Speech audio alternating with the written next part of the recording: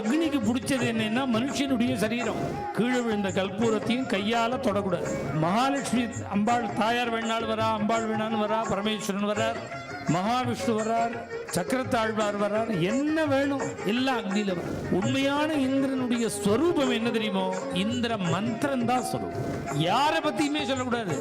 வேதாத்தியனம் பண்ணவான்னு இல்லை, நம்ம வாயால யாரை பத்தியும் சொல்லக்கூடாது.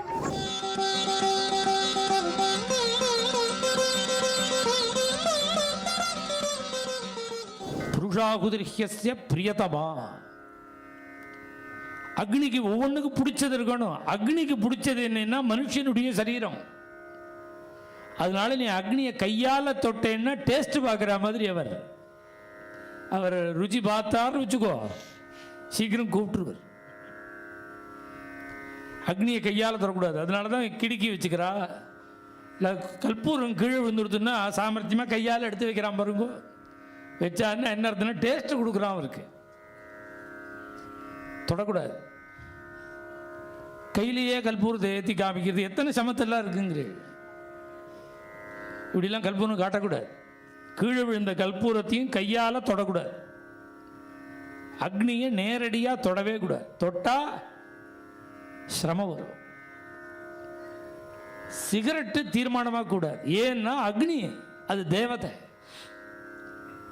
உனக்கு கணபதி வேணும்னாலும் வர்றார், மகாலட்சுமி அம்பாள் தாயார் வேணாலும் வரா, அம்பாள் வேணாலும் வரா, பரமேஸ்வரன் வரார், மகாவிஷ்ணு வரார், சக்கரத்தாழ்வார் வரார், என்ன வேணும் எல்லாம் அக்னியில் வரும். அக்னிமுகாவை சர்வா தேவதா.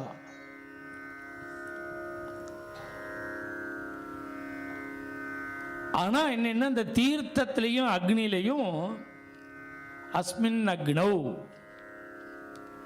இந்த அக்னியில இன்ன தேவதைய நான் தியானம் பண்றேன், ஆவாகனம் பண்றேன்னு ஒன்று உண்டு. நீ ஆவாகனம் பண்ணினாதான். மகாகணபதியும் தியாயாமி, மகாகணபதியும் ஆவாகயாமின்னா தான் வருவார். அது மாதிரி நம்ம அதுக்கு ஒரு பிராமணர் வர்றார், விநாயக சதுர்த்தி அன்னைக்கு வர்றார். இப்ப அக்னியில உனக்கு என்ன தேவதை வேணுமோ அதை ஆவாகனம் பண்ணணும். தீர்த்தத்தில் உனக்கு என்ன தேவதை வேணுமோ பூஜை பண்ண போறியோ அதை ஆவாகனம் பண்ணணும். ஒரு பிராமணர் வரார் நம்ம ஆத்துக்கு, அத்தியனம் பண்ணின பிராமணன். மகாகணபதி பிள்ளையார் சதுர்த்தி அன்னைக்கு வர்றார். அவருக்கு சம்பாவனை பண்ணும்பொழுது இந்த பழங்கள் எல்லாம் கொடுக்கும் பொழுது அவளுக்கு எப்படி கொடுக்கறது? மகாகணபதி ஸ்வரூபாய பிராமணாய துப்பியமகம். அங்க மகாகணபதி தியாயாமி ஆவாகயாமி கிடையாது. அக்னியில நீ ஆவாகனம் பண்ணணும், தீர்த்தத்தில் ஆவாகனம் பண்ணணும். பிராமணனுக்கு எப்படின்னா ஆசனத்திலிருந்து தான் தியானம், ஆவாகனம் கிடையாது. பிராமணன்ட்ட 33 கோடி தேவதைகள் வசி. யாவதீர்வை தேவதாஸ்தா சர்வா வேத விதி பிராமணே வசந்தி. எப்படி வசிக்கிறா தேவதைகள்? மந்திர ரூபமா வசிக்கிற. உனக்கு தேவதைன்னா நம்ம இந்திரன்னா வஜ்ராயுதத்தை கையில் வச்சுட்டு இருப்பார், ஐராவதத்து மேலே ஏறிண்டு ஒருவர்லாம் உனக்கு புரியறதுக்காக படம், பிக்சர். உண்மையான இந்திரனுடைய ஸ்வரூபம் என்ன தெரியுமோ? இந்திர மந்திரம் தான் ஸ்வரூபம். இந்திரனுக்கு ஒரு மந்திரம் இருக்கு பாருங்க, அதுதான் ஸ்வரூபம். உனக்கு புரியறதுக்காக தான் பிக்சர். மந்திரமே எப்ப தேவதையினுடைய ஸ்வரூபமோ அவன் வேதம் அத்தியனம் பண்ணும்போது எல்லா மந்திரங்களையும் அவன் படிச்சதுனால அந்த தேவதைகள் அத்தனை பேரும் மந்திர ரூபமா அவனுடைய சரீரத்தில் இருக்க, நாலெட்ஜில் இருக்க. அந்த தேவதா சாநித்தியம் மந்திர ரூபமா ஏற்கனவே இருக்கிறதுனால தான் பிராமணனுக்கு ஆவாகனம் கிடையாது, ஆசனம்தான்.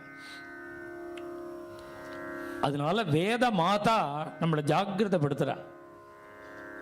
தஸ்மாத் பிராமணேபியோ வேதவித்யோ திவே திவே நமஸ்குர். பார்த்தா வேதாத்தியனம் பண்ணின பிராமணன் சிஷ்டனா ஆச்சார சம்பன்னனா இருக்கான்னா ரோடுன்னு பார்க்காத, நமஸ்காரம் பண்ணு. வேதம் சொல்றது. ஒரு கால் அவன்கிட்ட ஏதாவது தோஷம் இருந்தாலும் நாஸ்லீலம் கி ஓ வாயால சொல்லாத. அவர் சார் அவரை பற்றி உங்களுக்கு தெரியுமா? இங்கே வாங்குவோம்பா. சாரை பற்றி நான் சொல்கிறேன். சொல்லவே கூடாது, யாரை பற்றியுமே சொல்லக்கூடாது. வேதாத்தியனம் பண்ணவான்னு இல்லை, நம்ம வாயால் யாரை பற்றியும் சொல்லக்கூடாது. மேலும் இது போன்ற சிறப்பான நிகழ்ச்சிகளை காண இப்போவே லைக் பண்ணுங்க, ஷேர் பண்ணுங்க, மறக்காம சப்ஸ்கிரைப் பண்ணுங்க.